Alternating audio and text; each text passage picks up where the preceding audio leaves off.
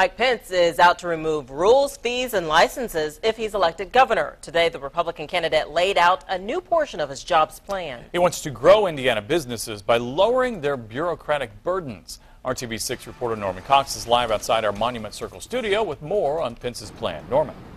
Well, Pence says some rules simply have to be in effect, like those required by the federal government, and some professions, like doctors and nurses, must be regulated.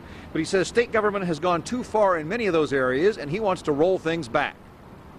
Pence unveiled his plan at Permacolumn, a Wells County business that makes metal-reinforced precast concrete foundation posts for agricultural buildings. He said businesses like this are hurt by overregulation. Last year alone, nearly 300 new regulations came out. If I'm elected governor, on day one, I will issue an executive order placing a moratorium on all new regulations on Indiana businesses.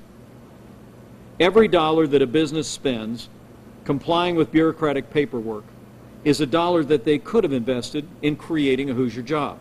Pence says his administration will do a cost-benefit analysis of all proposed regulations and review existing ones to make sure they don't stifle job growth. He'll also review the more than $600 million the state collects in fees and permits to make sure they pay for services and don't just constitute a form of hidden taxes. And he's challenging the fact that 1 in 7 Hoosiers works in a regulated profession and wants to know if they really need to be licensed. Interior designers are currently regulated in the state of Indiana. Auctioneers are regulated in the state of Indiana. As are massage therapists. The good news is we no longer regulate hypnotists. Business owners supporting Pence say the rules are a challenge, especially dealing with unemployment claims.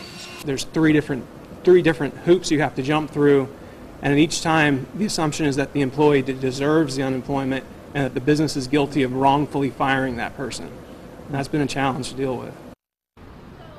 Pence had some critical, or at least semi-critical words on the Daniels administration on this issue. While he says that Daniels has worked to remove some burdens from businesses, he said the continued growth in regulations show that some work is still needed to be done. Todd?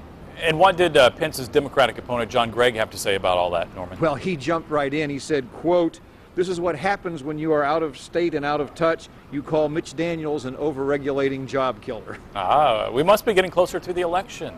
Norman Cox reporting live downtown outside our Monument Circle studio. Norman, thanks.